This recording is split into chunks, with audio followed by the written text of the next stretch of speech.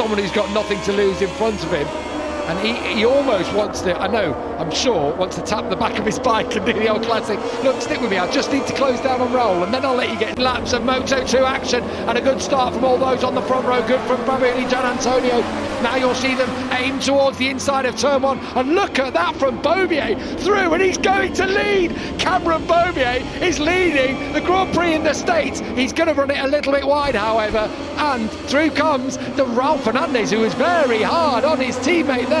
But it's going to be Fernandez from Gardner in second place. Beaubier's going to be forced to sit up again and loses another couple of spots as Di Gianantonio and Bezzecchi come through, and it's as they were pretty much as they set off. But Beaubier, what a launch. You can tell he means business today. Yeah, he tried to get that stars and stripes right to the head of the field. He just run a little bit wide, and it did cost him through those first changes of direction. So he's been shuffled back to fifth, but that's the highest he's been in lap one at any point this season. So he just needs to settle in and chase these boys at the front. Watch from on board with Remy Gardner through the bump of turn 10, a little bit wider line from Fernandez to try and deal with it, then into the first gear corner of turn 11. Di Gianantonio maybe thought about a move, maybe defending from Marco Bezzecchi as they head on to the long back straight for the first time. 3/4 of a mile between turns 11 and 12. Both of them first gear corners as Bezzecchi switches to the outside of Di Gianantonio, heading down to 12, and surely Di Gianantonio will have the line in there as Beaubier got the braking though on Bezzecchi. Here he comes, Cam Beaubier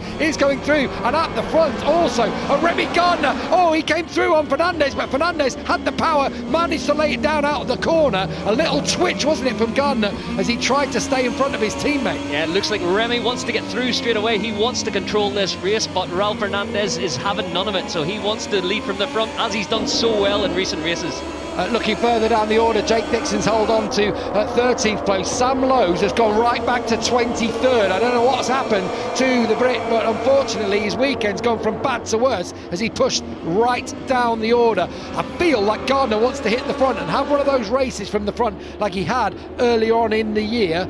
He's just got to find a way through past his teammate Raul Fernandez. One lap down as in the final corner he gets ever so tight between Marcos Ramirez on the 42. The American racing team having a brilliant start to this event. Fabio Di Gianantonio blast past Gardner as they head up towards turn one. It's Fernandez leading. Here comes Beaubier. He lets off the brake for a second time, and Beaubier up into second place. What a start to the race from the American. He means business today. John Huckins said it on the grid. He felt the podium was on the cards. Digi's back up the inside. Cameron's going to get the cut back. He is, surely. No, but Di Gianantonio there, I thought he just let it off too much and had to run wide and somehow stayed in it. This is not what Remy Gardner wanted to see. Riders in front of him who have nothing to lose. He's got everything to lose as Bezzecchi looked for a way through on him, and Fernandez is streaking away at the front. All that jostling for position, costing them time and letting Raul Fernandez get away at the head of the field, so they can't afford to do this with Raul's speed this season as Fabio gets it all on the move down through turn 10. And Beaubier bumping and shaking his way through turn 10 down to turn 11 for the American now, who squares off nicely. He is a previous winner in Motor America, but only all the way back in 2015 when that series was first conceived did Beaubier win here. So over the years, Tony Elias beaten him a number of times at this racetrack, but he's got the slipstream out from underneath. Fabio Di Gianantonio, he's definitely got the braking performance too. Cameron Beaubier up into second place. Is he going to run it a little bit wide? He may well, but he's got to hang on. Beaubier's up to second. Di Gianantonio will fight back, and Remy Gardner will hate watching this in front of him. Remy's going to slice it in under. He does. He cuts Cameron Beaubier up there, and obviously that wipes the nose of Cameron. But all this back and forth is just what Raul Fernandez wanted. So it is costing them time. But for me, Cameron Beaubier looks aggressive. He looks fast enough to be there. But it's new for Digi. He's never really raced him, never battled with Cameron right at the head of our field. And with that Stars and Stripes logo, it looks fast, and it's going to be fast, isn't it, when Cameron Beaubier's in this kind of form. Fernandez out front now. The gap has opened up to over a second over Fabio Di Gianantonio. What did Gardner get wrong in this corner on the previous go-around that Di Gianantonio was past him before we even got to the bottom of the hill? Yeah, it was strange. I didn't actually see if he had a moment, but he lost a lot of drive out onto the straight, and it let both Digi and then Cameron come up the inside into turn one, so it's a lot more settled this time around. Things settling down further down the order. Jake Dixon just dropped a position into 14th place. Sam Lowes is still back in 23rd. It's not going to work for him this weekend as we switch to our race leader, Raul Fernandez. As things stand with Remy Gardner in third spot. He would claw more points back in the championship, 9 to be precise. 25 would be the gap. Don't forget, still another 3 rounds to come after this one. And Raul said to Natalie earlier this weekend, oh, the championship's done, not even thinking about it, because Remy can just ride home. He can, he can finish behind me every race, and even if I win all of them, I'm not guaranteed in the championship.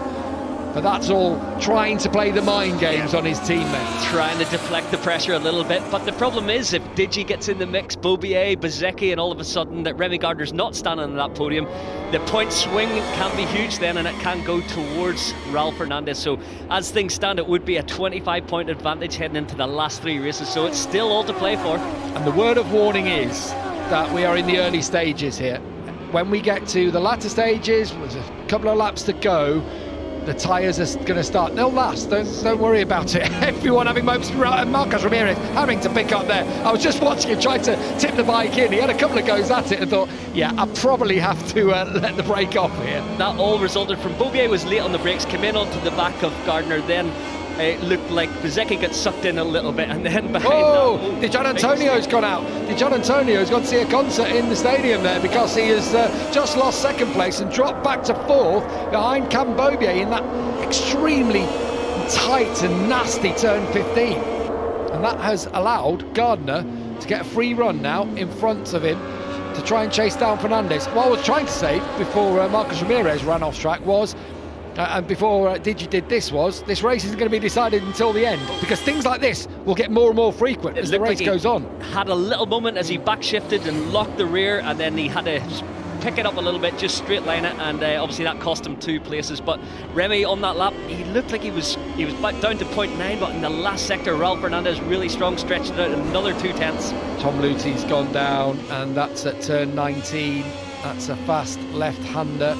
As Tom walks away, actually has seen a resurgence in form recently, but he was just in behind Sam Lowes, and a previous winner at this circuit. In fact, he won the last time we came here in Moto2, and he crashes out. He crashed out of 24th position. It just shows how this championship has changed in the last 2.5 years. Cameron Beaubier in third place. He couldn't, could he? He couldn't do the miracle of winning at home.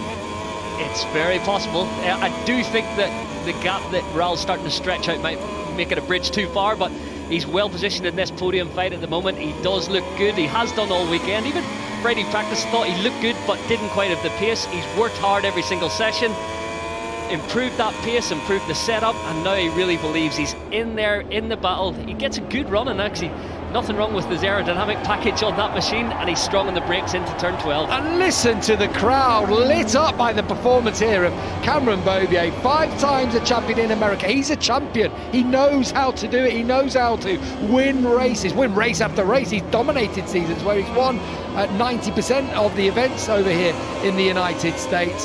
And so he gets onto home soil, and what we've seen, he is a Sunday man. Gardner's going to come straight back at him. He doesn't need someone who's got nothing to lose in front of him. And he almost wants to, I'm sure, wants to tap the back of his bike and do the old classic, look, stick with me, I just need to close down on Raul, and then I'll let you get stuck in.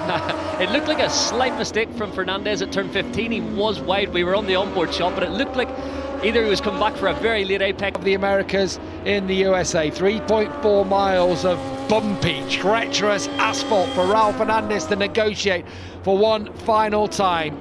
He has been impeccable throughout the weekend. Fastest on Friday in mixed conditions, fastest on Saturday when he went on to take pole position, and he is in line to take a 3rd win in a row.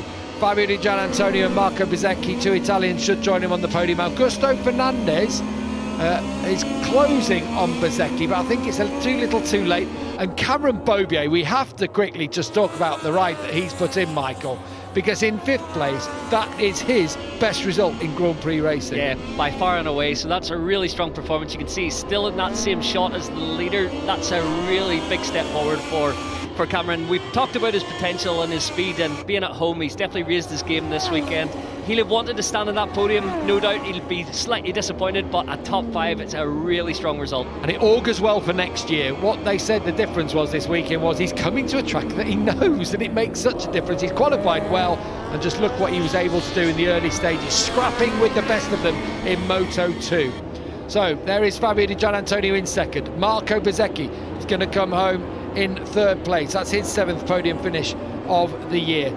But it's all been about Raul Fernandez again today for the 3rd race in a row. The young Spaniard, 20 years of age still, in his rookie season, let's not forget.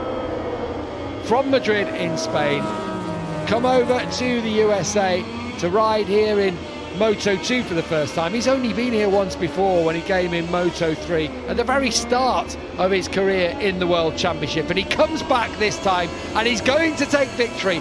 A triple threat from Raul Fernandez as he takes back-to-back wins in Moto2 and reignites the championship challenge. Remy Gardner has to stand, as you can see him in the top left of the picture, at the back of the garage and see his teammates stroll to the line.